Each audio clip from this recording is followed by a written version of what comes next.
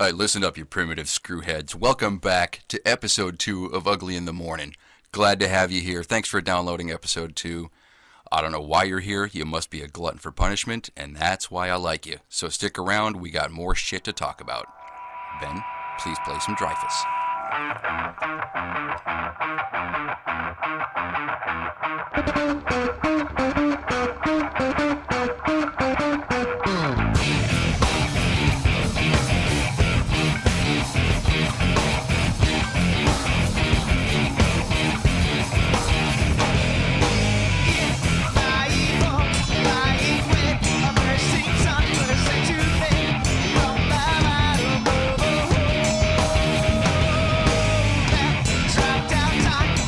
Attention struggling musicians. Ben and I, we're going to be taking submissions. Send us a song, send us a demo, whatever kind of music you play. If you're a local garage metal band, if you do bluegrass, if you do techno music, whatever you got. In an effort to support local music, send us a link, send us a track to our Gmail account, uglyinthemorningpod@gmail.com. Send us your music, and if we like it, we'll play it on the air. And we'll support local music if you'll support local podcasting. So, yeah, send us your song.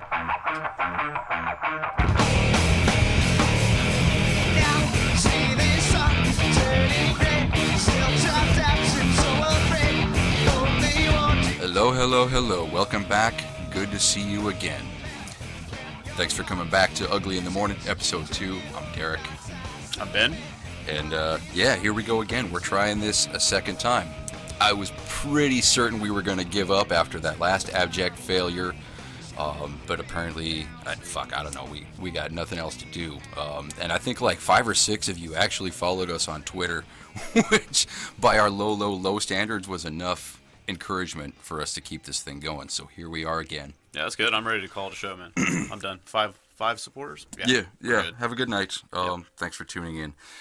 Now, just off topic, I want you to picture this. Now, Ben and I are sitting in this very small studio at a tiny little desk, and we only have one microphone.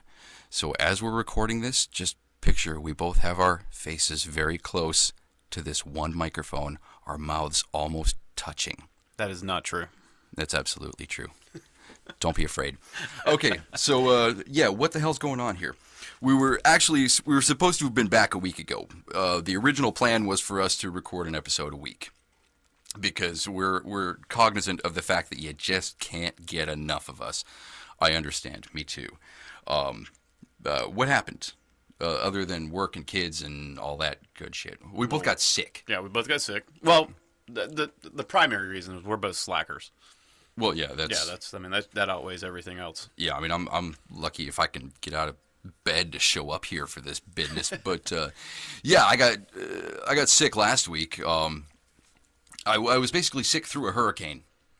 Hurricane Matthew rolled through Florida. It didn't really touch us, but we had everything packed up and prepared to get the fuck out of Dodge if we had to.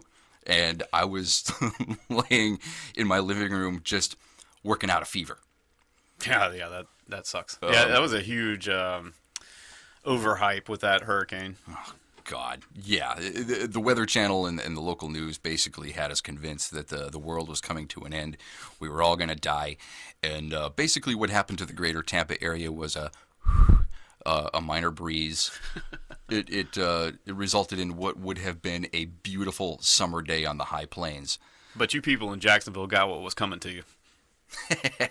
Take that, Jacksonville. I got nothing against you, but I just like to see people suffer.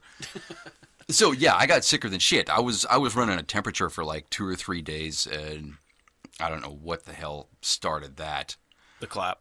That's entirely possible. I'm glad for the antibiotics, and trust me, we're all better now. But yeah, I was basically, excuse me, laying on the couch and/or bed for like 36 straight hours, just in that, you get that delirium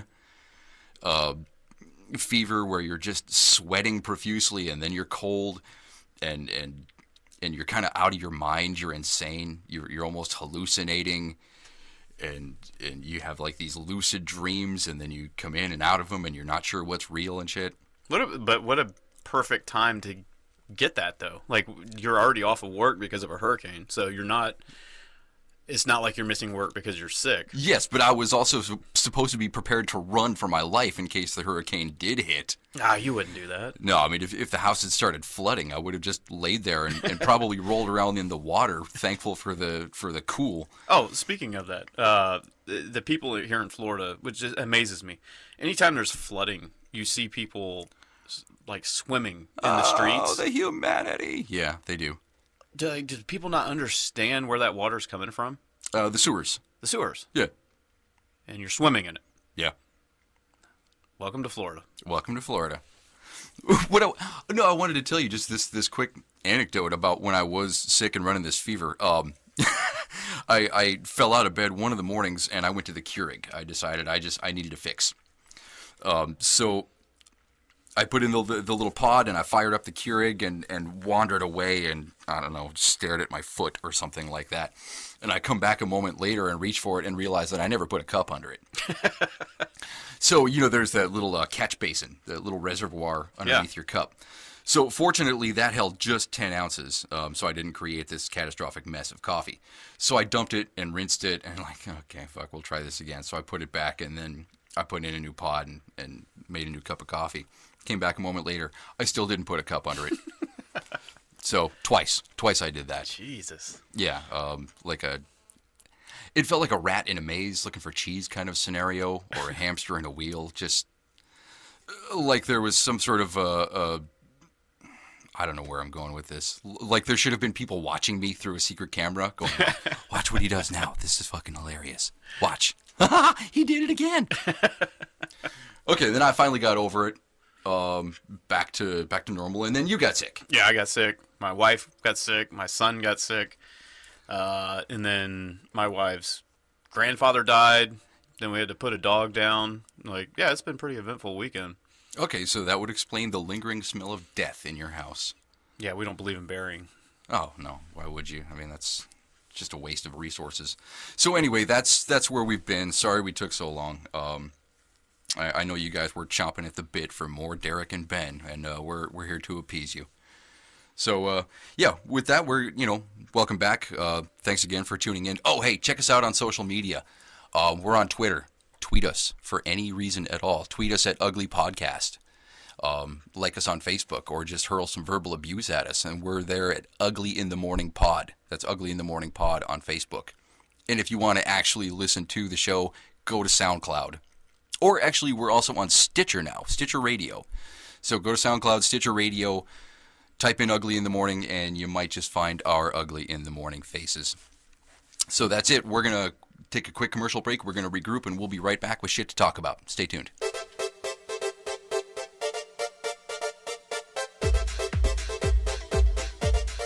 This portion of Ugly in the Morning is brought to you by Male Pattern Baldness.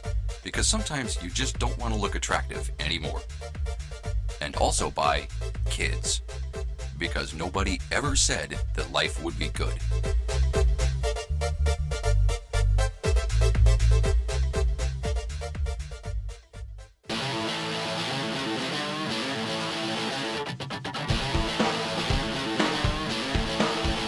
Broadcasting to you from the state that has no shame. Welcome back, Ugly in the Morning, with your hosts, Derek and Ben.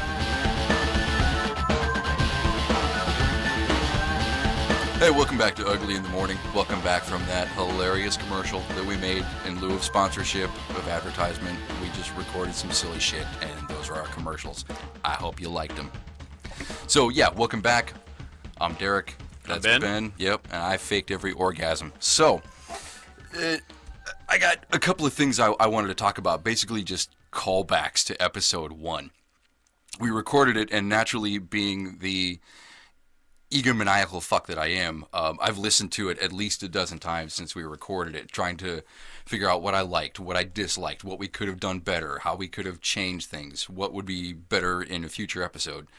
Obviously, I haven't come up with any good ideas, but I did think of a few things that I wanted to just backtrack and modify just a little bit. You got some stuff to add on? Yeah, if you'll indulge me here, just, early onset Alzheimer's, I thought of, other shit that I wanted to say after we finished recording the previous podcast. So for starters, if you listened to the previous podcast, you heard the fully armed and operational battle station segment. Great. I'm glad I put it out there. I'm still proud that I did. But I wish to God that I had somehow ended the bit with, and then I blew up Alderaan. That's it. That's all I got. The real hardcore Star Wars nerds here would pick me apart for this. The fully armed and operational battle station line came from Return of the Jedi. The blowing up of Alderaan was in A New Hope. I get it. I'm there with you. I am a Star Wars nerd, but fuck off. It still would have been funny. So can we just pretend that we went back and I finished that bit and then ended it with, and then I blew up Alderaan. Okay, so there you go. What else did I want to call back to? Okay, more about online dating. Oh, shit. Okay, so indulge me here. It has been pointed out to me that I was a complete prick. Was? Well, in particular, yes, thank you. In particular, about the online dating segment we did in the last episode. Yes, I was a complete prick. Now, who said this? Females or males? Females. I don't know why. Yeah, I can't imagine. Just because of the misogynistic tirade. Yeah, No, they might have been offended. Nah. Now, here's the thing. I'm not exactly sorry for what I said. I mean, honestly, I meant every word of it. Exactly. I mean, shit. Put it out there. However, please understand that, I might be in a weird place in life myself, and I might be going through some shit on my own, and so, yeah, I might have been reacting to some of my own personal feelings and taking it out on you, that being women doing online dating. So, in a way, I'm sorry. I'm not sorry. This isn't an apology. I still fucking hate you. But yeah, I did speak a little bit harshly, and I generalized a little bit too much. The things that I said only apply to a certain portion of the women in online. Dude, you've got an eyelash stuck to your face. It's bothering me. It's right there on the side of your nose. You got it? Thank you. Jesus Christ, that was bothering me. Anyway. Put that there. Did you? Yeah. Just to fuck with me. Yep. Okay. Yeah. Hey, but all, 100% of the men that listen to that episode are sitting there shaking their heads like, yeah, that's fucking damn right. That's exactly what I'm saying. Well, yeah, I think that's absolutely true because 100% of men are misogynistic in some way. I don't care who you are, how liberal you might be. We all have those feelings. They're not necessarily right, but we do have them. Yeah, it's Hollywood that paints us out to be Hallmark cards. Yeah, but I digest. The point is, yeah, I kind of pigeonholed you there, and I am sorry about that. Yes, you are guilty of a lot of these things that I did mention, but not all of you, and some to a lesser extent. I kind of stereotyped, I generalized, and maybe I was a little bit wrong. And again, I know I have a pretty good idea what the girls are up against. Because you are a man, you know men. I'm a man, I know men. We're fucking disgusting. Yeah. Really, there's no denying that. We're forward, we're hyper aggressive, we have just terrible ideas, terrible intentions for the most part. Yeah, that pretty much sums it up. Yeah, so for the girls doing online dating, I can see it's I don't know, it's just got to be like raining dicks on you all the time. Of various shapes and sizes, but yeah, I don't envy the position that you're in, having to try to choose a man out of what is basically a pen full of pigs, rolling around in the mud. That's a bad analogy. I don't know, but I think it's a matter of perspective here, though, because you think about how many women out there that have profiles. What do you think their return is on people? Like guys approaching them online versus how many girls do you have approaching you online? So girls may have to sift through the scumbags and find one that's decent, but that's a lot better odds than you getting, a 0.1% of responses from actually attractive girls, and the only ones that do respond are the big ones. Yeah, the disparity is definitely noteworthy. I mean, I'm pretty sure that guys probably get one message for every 50 that women get. Yeah, totally. So I understand. I mean, you're just being bludgeoned with testosterone and foot fetishes all the time. So I can see why you would get kind of bitchy. I understand that. But here's the thing. Some of us, I'm not necessarily including myself here, but some of us are not complete scumbags. But yet your bios, they start negative and they end negative. It's just a list of demands, what I will and will not tolerate. This is what I expect from you. This is the type of man I expect you to be if I'm to grace you with my favor.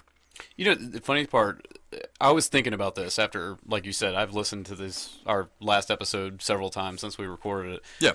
The thing about what you were saying about the different criteria that women put in their profiles of what they want out of a man, if you really think about it, their list of criteria sounds like they're making an ad towards another woman.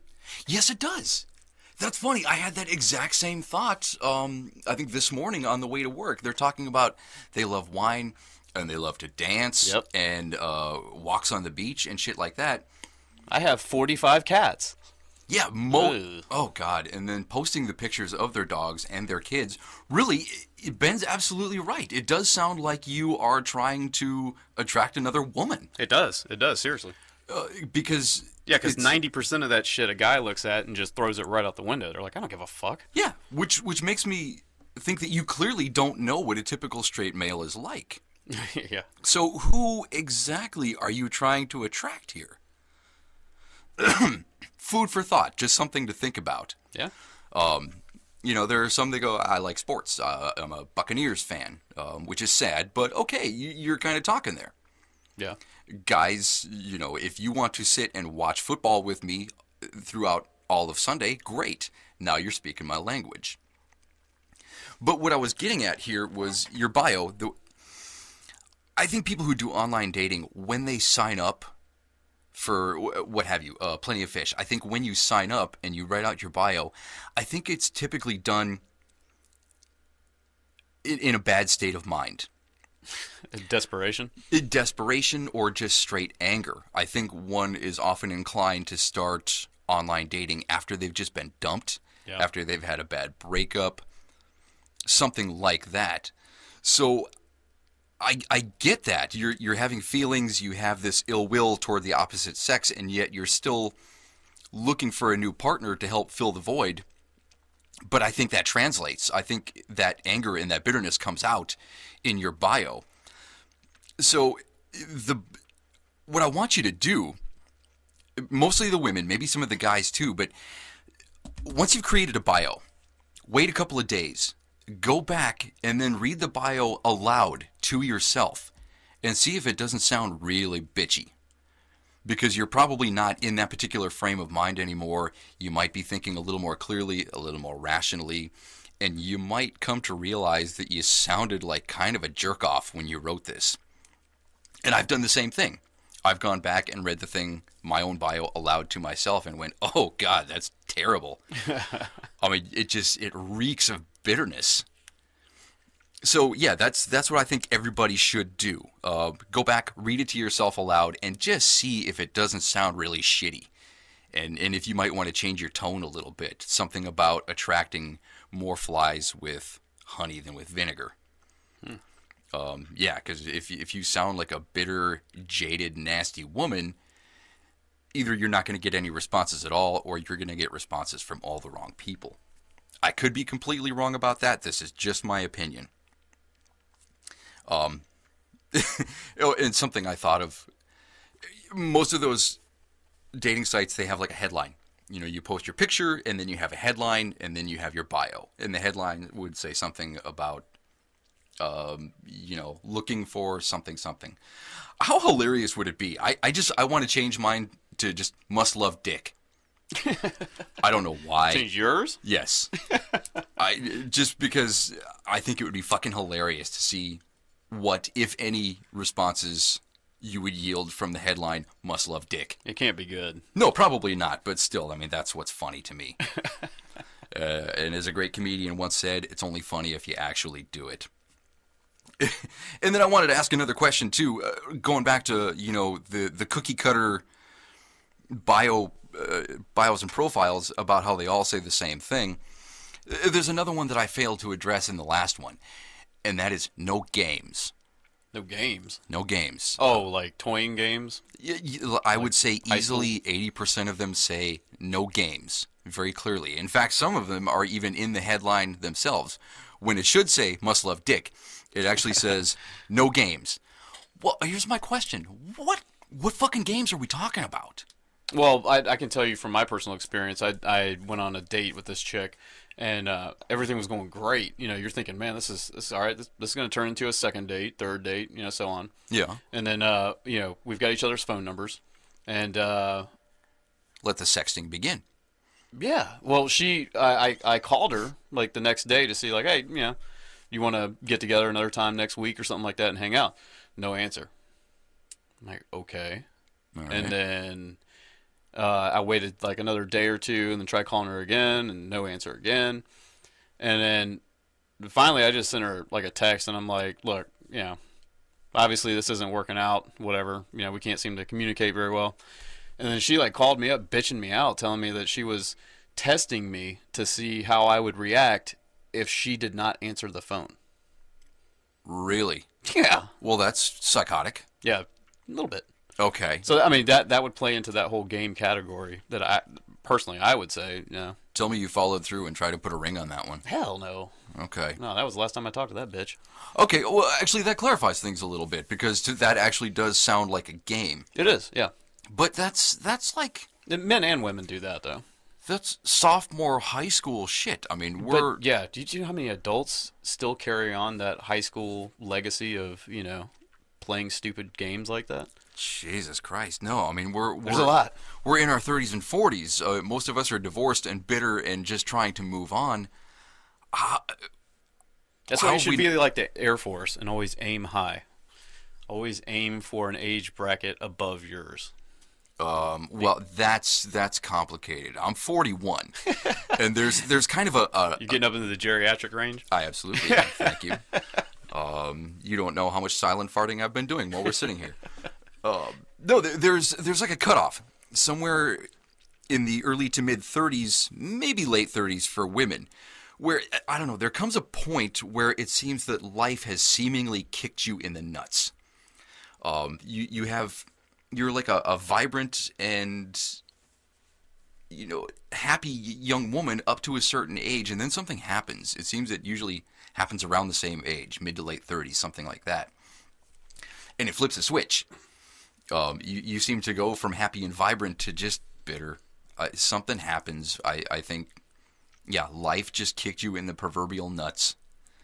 And so, you know, anything after the age of 36, 37, something like that, it seems to be a completely different class of woman.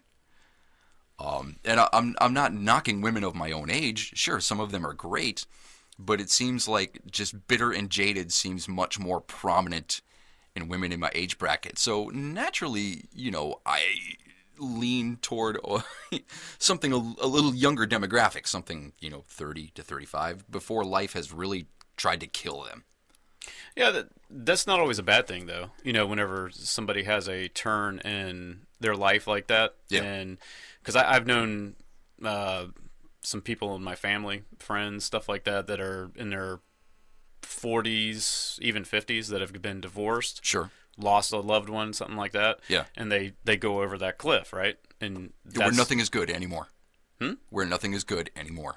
Right, but then it's a matter of perspective. Though, like some of them, like took the approach that, yeah, whatever, you know, I'm just going to go to the bar on a regular basis, hang out, and go to the beach and just get drunk, and they have a very laid back lifestyle that, you know, you kind of envy in a way because they're so chilled out because nothing affects them anymore. Yeah, I absolutely do. Yeah, I'm just way too high strung and angsty to ever. I don't know if I'll ever be able to achieve that kind of. Maybe not bliss, but just personal satisfaction. Just satisfaction with where you are and what your life is like. I think that's everybody's quest. Oh, fuck. I mean, I strive for it. I don't know that I'll ever be able to find it, but fuck, it sounds good. Lots of money and lots of weed. Yeah. Oh, God. Yeah. Well, that's a whole other story. But, yeah, so to sum up here, read your bio back to yourself. See if it doesn't sound really bitchy and maybe change your tone. So that's it. We're going to cut to a quick commercial. We'll be right back with Ugly in the Morning.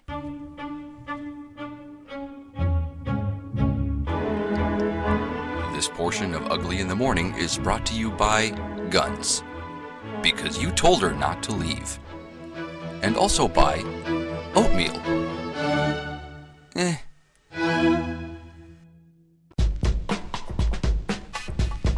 y'all, this is the Meatball talking, and I'm hanging here with Derek and the band, and they're gonna grab, they're gonna grab podcasting by the pussy, you know what I'm saying? Stay tuned.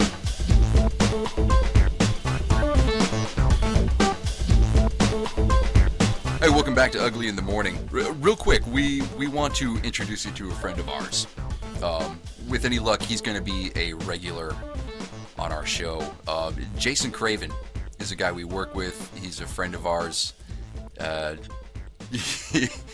he's a little bit different. Ben, you got any thoughts on this? Oh, wow. You've never met anybody like him. Nope, true. The guy's He's brilliant. He's brilliant and he's weird, but ostensibly hilarious. I think everybody needs to know who he is in one way or another. Everybody should hear what he has to say at least once. You might never listen to the show again, but you have to hear him at least once. So, with that, we'll let you figure it out for yourselves. And yeah, hopefully this is going to be a weekly segment, and this is Mr. Craven's Corner with our friend Jason. Hope you enjoy it. And now, Ugly in the Morning is proud to present Mr. Craven's Corner with your friend Jason Craven. Can you guys start the fucking show? Jesus Christ. Someone is like kind of crowning my anus. Do you guys understand fucking English over here? Everyone wants to send emails, right? Yes, they do. Ben. Yes. You love sending the emails, right? Sure. What about if you have no way to hook up to the internet and you want to send an email? What do? I tell you what you do. You get what's called an R card. R is for regular. A regular card, you fill out a message on it and you send it through the mail. And there you go. And now you have what's called an R-mail card. And, oh, I know what you're thinking. Hey, what if I want to send attachments? What we have is called an AirMail clip, which will attach your pictures to the R-mail card, and you can send it out, no problems. Dude, laugh all you want. I'm going to be a fucking multi-hundredaire, you fucking stink box. So, an R-mail, fucking the AirMail clip, boom, done if you want to send pictures. And hey, maybe we want to send some dirty pics, right? Cool, just flip them over the reverse and we just show on the back of it. It's all good. Dude, I'm gonna be fucking rich, you fucking pieces of shit. What are you laughing at? This Derek? requires stamps. Well, of course, it's an R-mail card, so it's kind of like I want to say that it's not a postcard, it's an R-mail card. You just slip a little sliver off of it and boom, done. But yeah, you had to put what the fuck, they're gonna send it for free? So how is this different than sending a letter? This guy been in the fucking military? What are you talking about? It's called a fucking R-mail card. It's R-mail, it's not a letter. You just fucking put a stamp on it and you send it. You want an attachment, you put an AirMail clip right on it. Is he not getting it? What are you laughing at, Derek? Would you fuck off? I'm serious. I'm basically fucking Bill. What? Who invented the internet? Oh, Al Gore did. Yeah, he invented the internet. So are we not? That's it? We hope you enjoyed Mr. Craven's Corner with Jason Craven. And may God have mercy on your soul.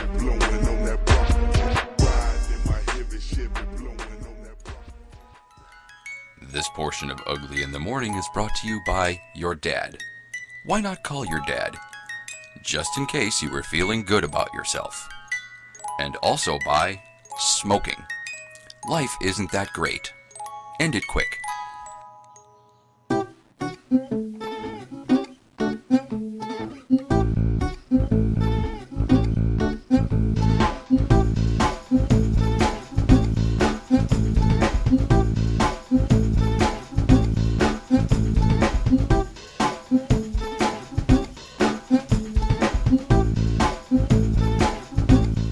back to Ugly in the Morning. Hope you enjoyed that commercial. It was probably funny. So listen, for the most part on this show, we're going for funny. You know, we've had some amusing conversations where we, you know, say, drop some funny lines. We have some music quips and anecdotes and shit like that. But it occurs to me, you know, maybe it doesn't always have to be funny. You know, this is a podcast by a couple of amateur guys talking about whatever. We don't really have a specific demographic, so why not use this forum to talk about real shit every now and again? We're humans, we have lives, shit happens in our lives, so I'm thinking, why not use this as an opportunity to just air grievances, talk about shit that's weighing on you, things like that. Something people can relate to. Well, yeah, I mean, sure, you want to laugh on your way to work or whatever, but I mean, fuck, we're all humans and we all go through some shit, so, Is this your coming out of the closet speech? no, I'm gonna save that for episode 3. Oh. But, that was good. Thank you. But no, seriously, I want to just kind of, I got to get something off my chest here, and it's not funny. It's actually serious, but we have this podcast, and I want to use this forum for whatever reason. I just want to get it out there, just to vent, to get it off my chest. I don't know if I'm looking for advice or feedback or anything like that. I want to get it out there. So if you don't mind, I just want to talk about some real shit for a minute. That all right with you? Yeah, go for it, man. All right, Dr. Ben, I should probably lay down for this. But, okay, so here's my indulgence for this episode. A little bit of backstory without getting boo-hooey. I am divorced, and I've been divorced for about a year. And we have, my baby mama and I, we have a daughter who just turned 5. And naturally, I don't even have to say this. I mean, she's the fucking light of my life. Anybody who listens who has kids, they know exactly what's going on. They know where I'm coming from. Maybe some of you are divorced. Maybe some of you are going through the exact same thing. But I ran into a hiccup the other day. Normally, I just have the kid 2 days a week, just because of my chaotic schedule. So I just have her on weekends. And so things are already rough as it is. I feel like I'm missing out on a lot. It's great. I have her on the weekends, and your kid and my kid get to hang out. Right. And that's wonderful. But for the most part, you know, she goes to school 5 days a week. I feel like I'm missing out. I feel like I'm not dadding enough. You know, 2 out of 5 days a week, it's not good enough. But right now, it's all I can do. So, yeah. Okay, so what happened? At the end of Sunday evening is when I drop her back off with her mom. We make the exchange. We meet at a Starbucks that's about halfway between her house and mine. And I hate doing it. I really do. I mean, every Sunday evening is a bitch because I have to say goodbye to this little girl. And I always go home and pout. Sunday nights usually suck because I know it's going to be another 5 days before I get to see her or even talk to her again. When she's older, hopefully, you know, I can teach her how to use FaceTime, shit like that, and we can actually talk. But for the most part, it just means a 5-day lapse, which sucks. I mean, you have a kid the same age as mine. I'm sure you can imagine how frustrating that must be. Oh, I can only imagine. Yeah, so, okay, yeah, and I know I'll get some empathy on this. So, what happened, Sunday night we make the exchange, and we're just about to part ways, and the kid says, I want a chocolate milk. Okay, it's Starbucks. Usually when I pick her up, our first item of business is to go get a chocolate milk. But it never happens at departure time on Sunday night. So she tells Mommy, I want a chocolate milk. And her mommy says, okay, let's go get a chocolate milk. And she says, I want Daddy to come. Now, keep in mind, the ex and I, we don't yell and scream, but there's no love lost there. We avoid each other at all costs, and only speak unless we absolutely have to, and only involving the kid. So Yeah, it's already awkward. The kid says, "I want Daddy to come," and I can't say no. So all I can do is just kind of suck it up and go, "Okay, fine." So all three of us walk, excuse me, awkwardly towards Starbucks. And we get to the door, and the kid proclaims, "Mommy and Daddy are in love," Oh. which is weird. And Mommy just basically goes, "Shh, don't say that." Wow. Okay. So, yeah, hold the door. We go inside, and she's holding Mommy's hand, and then we get up to the counter, and then she reaches up and holds my hand. So it's like old times. It's like 2 years ago. She's got Mommy in one hand, she's got me in the other. And then she starts pulling. She's trying to bring Mommy and I's hands together. Oh, man. Yeah, and then we both kind of recoil like we just touched a hot pan. And in the moment, I don't know how to respond.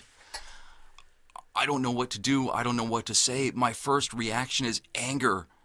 And I lean toward Mommy and I go, "I am not fucking explaining this to her. You do it." Maybe not the right response, but it's the only thing I could think to say in the moment. And it broke my fucking heart. Because this little girl, this little 5-year-old girl, I don't know how long she was planning it, but she had a great idea. She was going to be the hero, and she was going to get Mommy and me back together, and everything was going to be okay. Child's mind, man. Yes, and I imagine she has a good heart, and I imagine her intentions were completely benevolent. She thought she was doing a good and righteous thing, and I commend her for it. In a way, I think it really is beautiful that she tried. Yeah. But what upset me is that I was right there front and center for her life lesson, for her first life lesson. Everything's been cush until now for the most part. That was the first hard knock. She had this great idea, and it failed. It fell right on its face, and it's probably not going to happen. And it broke my fucking heart that I had to... I don't know how to explain it, but this first time this little girl found out that wish for things, it doesn't matter. Life doesn't care what you want. Your heart might be in the right place, your intentions were good, it doesn't matter. You're not going to get this thing you want. Yeah, it's a very cold reality for a 5-year-old. It is, and I'm so upset that I had to be a part of that. Does she understand? I don't know. Because they left immediately after that. I don't know if Mommy talked to her. I assume she did. I don't know what she had to say. I probably would have disagreed. Yeah. And I'll bring it up with her next time I see her. But for the most part, that's really all I've got. But it's been bothering me. It's weighing on me. I don't know if it broke her heart or if it just bounced off of her. Maybe it was a spur-of-the-moment idea, and maybe it didn't mean shit to her. But I kind of think that this was premeditated, something she had been planning for a while. She wanted to get her mom and her dad back together. And it just blew up in her face. And I don't know what to do. Well, I don't know. I think the best thing you could probably do in your situation is, offer that support to her when you do have her those 2 days out of the week. Well, of course. I mean, I'll support her as best I can. I'll bring up the conversation, or I'll bring up the topic with her and try to help her understand as best I can. But the problem is, I don't understand it myself for the most part. I'm still trying to figure out what the fuck happened. Yeah. And here's what's really upsetting, and parents can lock into this and understand. It's my job, it's my duty, it's my obligation, it's my privilege to protect that little girl from all the bad things that life has to throw at you. You understand this. You have a son, you would take a bullet. You would die for your son. You would do anything to keep him safe, to keep him out of harm's way. I can't protect her from this. This is one thing from which I cannot protect her. There's no kissing this boo-boo. Yeah. She found out that this is how it is, and you don't get what you want. And that's it. And I can't make this better. Yeah, personally, I don't know how I would deal with that situation, but I would like to think that, typically a child leans on both parents Yeah. when they're married, know, Yeah. and as a support system. Yeah. And But I would almost look at it from the perspective of a competition at this point, where you're trying to prove your support to her, and yeah, Mommy and I are trying to one-up each other as far Yeah. as parenting. yeah, that way when she does grow up, she can say that you gave everything you tried to, everything in the world to support this girl, and she saw it. Yeah, it instinctively, naturally, I want her to favor me. Yeah. I want to be the favorite parent. I want to be the one that she relies on the heaviest. And yeah, I know that's not fair. That's not good parenting. I know that my perspective on that is wrong. But, if you're hurt, if you're brokenhearted, you have those thoughts. They invade whether you want them or not. Yeah. And just, yeah, I'm just really pissed off that I can't make this thing better. I don't have a say in the matter. I can't fix this. And I don't even know why I'm saying this. I don't know if I'm looking for advice.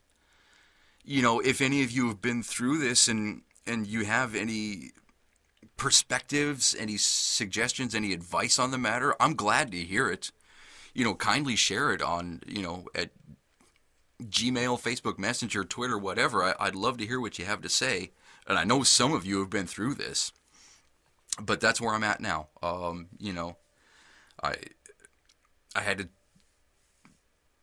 I was privy to this little girl finding out that life sucks. Yeah, that's probably one of the toughest challenges as a parent, is watching your kid come to these realizations of the harsh reality of life. Yeah. And I've been able to protect her from that nasty shit for, her entire life until now. Maybe she's learned some other things along the way that she hasn't, expressed. I'm sure she must have realized a few things when Mommy and I split in the first place. Yeah. Maybe she's already wiser to the ways of the world than I imagine. But yeah, just this one thing, it was kind of, it felt like ground zero for a broken heart. And I imagine a lot of people that are single or don't have kids that are listening to this are probably saying, "Oh, these two sorry sacks of shit, just sitting here sobbing their asses off here." I tell you, man, when Yeah. you were in that position, I was in that position. When you have kids, things change. Oh, they do. There's no clearer way to put it. Yeah, your life changes. And for those of you without kids, and you think this is horse shit, I agree with you. Because before I had one, I hated kids. And really, I still do. They fuck your life up and just make everything generally terrible. But still, it's that biological imperative that you and I both now have. Lizard brain must protect the spawn. And I couldn't protect it from this. Well, I think the moral of this story would be that, yeah, you can't protect her from these realities and stuff like this all the time, but the one thing you can do is instill in her that you are a support system that's there. Sure. And that you're not going to give up on her, for no means. Sure, and I always will be, but this one thing, I can't make this better. Yeah. There's no kissing this boo-boo. Right. So, yeah. If you have any insights on this, I'd love to hear what you have to say. But I'll just wrap up this segment with, thanks for hearing me out, and this is fucked. Stay tuned to Ugly in the Morning. We'll be right back.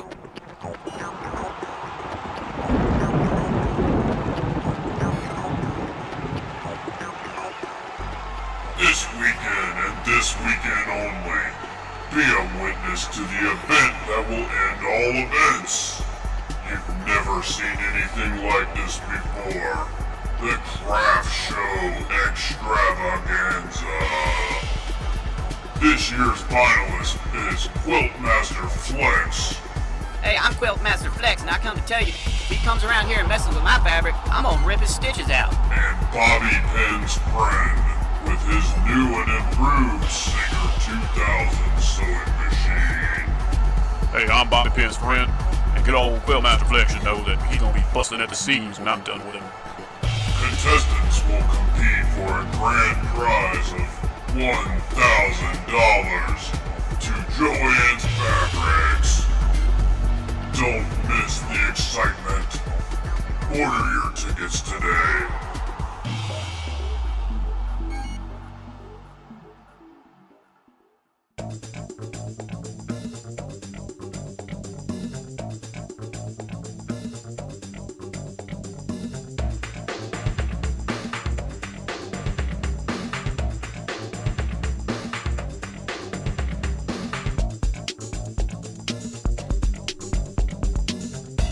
Hey, welcome back to Ugly in the Morning.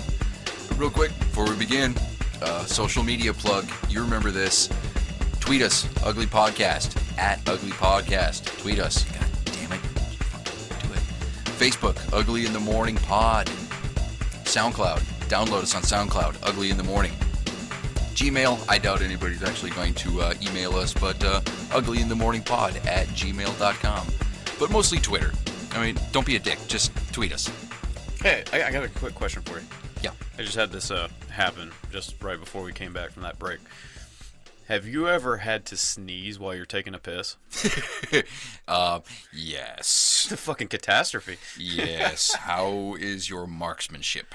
Ooh, man. Well, the bad part is like after you sneeze, you know, your eyes are closed when you sneeze. Yes. And then when you open them back up, you're like doing a, you know, like a patrol. Like, okay, where did it all go? You are a You are a former Army Ranger. I would expect you to goddamn hit the bowl, sneezing or not. Yeah, it was all in. It was good. That's something we're going to address in another podcast soon enough. You were a fucking Army Ranger. Yes. So we haven't really talked about that yet, but that's a story in itself. And maybe not this episode, but one of these episodes is going to be Army shit. So stay tuned for that. It's not that exciting. I disagree. Some of the stories you've told me, I think we could fill up a week's worth of podcasts. Yeah, but who wants to hear that shit? I do. Okay. So, Yes. anyway, stand down, Ben. So I got a question here. Our listenership is very, very small, obviously. We're talking a handful of people. Although, we did look at the numbers on SoundCloud. How many listens have we had in the past 2 weeks? 135. I'm fucking proud of that. Yeah, I mean, if we had 2, I'd be like, fuck yeah. I didn't think that we would get that many listens ever before we finally gave up, which we still will. This is fucking terrible, and I'm just about done with this. But yeah, to everybody that's actually listened to this thing on SoundCloud or Stitcher, thank you. Yeah, I'm impressed by SoundCloud, man. I didn't realize there was such a wide audience there that people just randomly click on the episode and start listening to it. Yeah, that's the tits right there. I really appreciate that. So anyway, back to what I was saying is yes, our listenership is very, very small. It's not like we're Adam Carolla, but I want to talk about controversy. With the small handful of people who have listened and responded, we've already had some trouble. We've had some negative feedback. A few people, oh my God, we're doing this again, excuse me. Some people nearest and dearest to me, whom I really wanted their approval. I wanted a big pat on the back for our efforts here, that I thought they would really appreciate it. They say, that's not very Christian of you, Derek. They have not liked what we've had to say so far. But here's the thing. Yes. All of that negative feedback, though there hasn't been that much, again, a very small sample size portion of the population who've listened to us, all of the negative feedback has come from the state of California. Oh. Okay. I lived in California for 20-some years, from the late 80s to 2005. I was a resident. So in a way, you could say I grew up there. My sensibilities were formed there in California in the mid-90s, when you come into your own. And yet, it seems to me that all of the negative feedback we've gotten has come from California. So Why is that?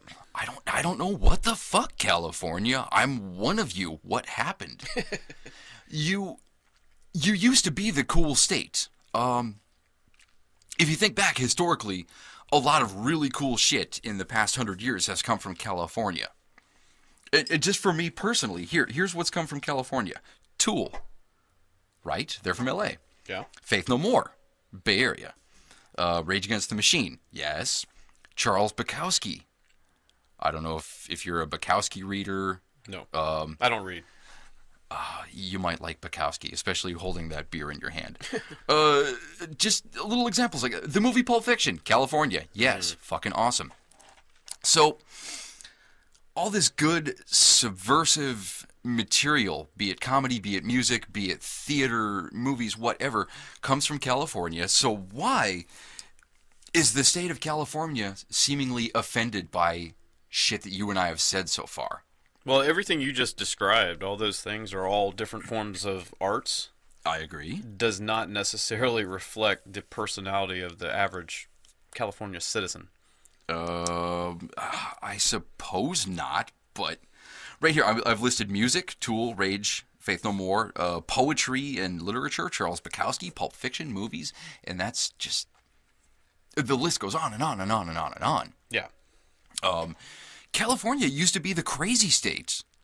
Way back when the Beach Boys were talking about surfing USA, California was like the freest, most liberal place in the world where you could do what you want and say what you want and just be yourself.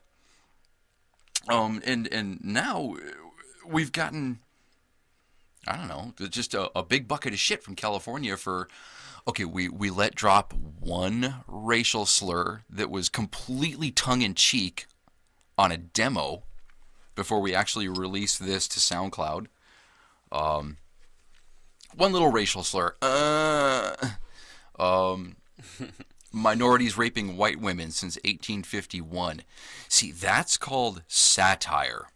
It's called, yeah, it's satire. What is that? It's tongue-in-cheek. It's when you're, ask Stephen Colbert. It's when you take on the perspective of the enemy in order to kind of, it's taking something you don't like and holding it up to a mirror, if that makes any sense. Yeah. I guess what I'm saying is I'm a liberal faggot. According to the parameters set here in the South that I've learned living in Florida, I am just a liberal faggot, and I'm fine. I'm comfortable with that. And the humor that I get out of your liberal fagness, Yeah. is watching you on a job site with some of these like real backwoods redneck operators and superintendents. Yes. The way you try and crack a Western style joke to one of these backwoods guys is fucking hilarious. No joke. Working in a blue collar industry in the deep South, I am actually a closet liberal faggot. There's so much, on any given day, there's so much rhetoric from anybody that you work with about fucking Obama and they took your job and whatever you would find to be token right-wing rhetoric. And it's fine. I accept it, no problem. But I don't dare come out as a liberal on a job site lest I be strung up for the nigger lover that I am. So yeah, I kind of keep that shit to myself. So maybe this is just territorial then. Yeah, maybe like if people swap sides, like if people from the East Coast had to go spend some time on the West Coast and vice versa, then because I mean, since you've been over on the East Coast, have your liberal tendencies altered? They've waned a little bit. Yeah. Yeah. Especially now. I mean, having gotten this criticism just for saying a few bad words. See, and it's all a matter of perspective, because the people out west would probably say you conforming to the Southern style, East Coast style, or whatever would be like you being pussified. But the people on this side of the fence would say, no, you're growing a pair of balls. That'll put some hair on your ass. But no, okay, think about this. George Carlin is widely renowned as a satirist and a comedian and almost a prophet. Dude, he was wise. Like, if you really listen to what some of the shit he used to say. Shit, piss, fuck, cunt, cocksucker, motherfucker, and tits, fart, turd, and twat. with some Nostradamus mixed in there. Yes, the 7 words you can never say on television. I don't get it. This is a podcast. We're on the internet. Free speech is abound. Unless you offend somebody. Unless you offend somebody. I'm sorry, I said the wrong thing. I said bad words. I said a bad thing about women. I'm a misogynist. Is it remotely possible that I don't actually mean these things that I say, that I'm just being snarky, sarcastic, satirical? Well, even if you do mean those things, they don't have to listen. If you disagree, you don't have to nobody's forcing you to listen to this show. Thank you. If you don't like it, turn it off. Don't listen. Yeah, get the sand out of your clit and shut the fuck up. I seriously, I'm so fucking enervated by now. I have absolutely nothing against gay people. I love gay people. I have friends going way back that are gay. I have new friends that are gay. I have a cousin, a young cousin whom I adore. I've loved him his whole life. He just came out, and I am goddamn proud of him for that. To do so in a somewhat backwoods state, in a small town, to come out of the closet is a ballsy move, and I commend him fully. I'm proud of him. But where was I going with this? I say bad words because I find them poignant. I find them funny. Doesn't necessarily mean that I mean them. There's no malice behind them. There's no hate behind them. You have to accept that. I'm going to say bad words because it's my right to do so, because to me it makes for interesting media. Sometimes it's funny, sometimes it's poignant, whatever. I'm going to say bad words, and I don't know, help me out here. Well, sometimes it is offensive, truly offensive, but that's when... So what? Yeah, exactly. That's when you as the listener, myself included, if I hear something like that, I go, well, that was kind of a dick thing to say, but okay, anyway, so what's next? What are you offended by? What am I offended by? What are people going to say? Say you listen to a podcast, you watch a TV show, you watch a movie. What offends you? I don't know, man. I mean, there's things... People have to differentiate what they believe in and what offends them, and I have certain beliefs, like, say, religious beliefs.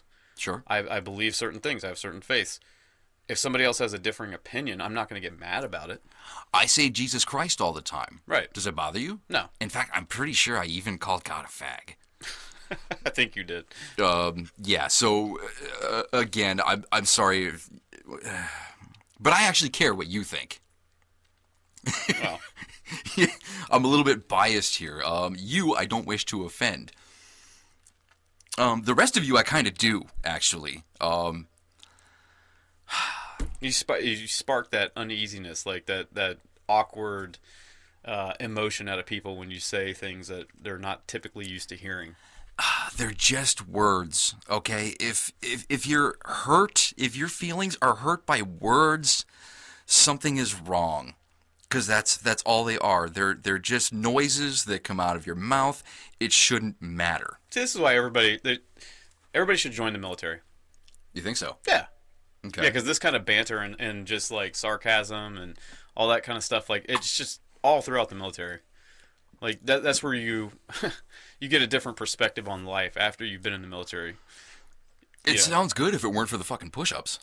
Well, yeah, there is that. But I don't know. I don't know where we're going with this. The point is, no, this isn't the point.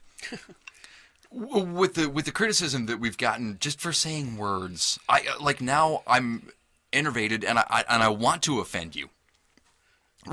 Yeah. That's it. I want to call you faggots. I know that's not a nice word, but I don't have any hate in my heart. I don't mean to offend any gay people. I'm with you. I love you guys. I want you inside me in a way. But I'm still going to say the word faggot just because it's my right to say whatever word. That's the funny thing, like, especially in the radio world, like how people, like, say, take Rush Limbaugh, for instance. Yeah. You know, like, a lot of the people that disagree with him will call his show. And it's like, what better way to get back at somebody disagreeing with them by just not listening? Why can't you do that? By calling in. Turn it off. Yeah, by calling in, you're participating in the show. Turn it off. Yeah. So if you want to make a stand, just don't listen. Yeah. Yeah, it's just that simple, really. Fuck, I had something else here. What was it? I don't know. Talk for a second while I'm trying to think of what I was... I don't know, the first thing that comes to my head is if we offend you, just tell your mom about us. Yeah. I mean, they're just... Okay, Ben, you're a white man and you grew up in Georgia. I'm sure at one point during your development you were probably called some kind of racial slur befitting a white man, yes? I guess, but I don't really take any offense to it. Cracker, honky, what?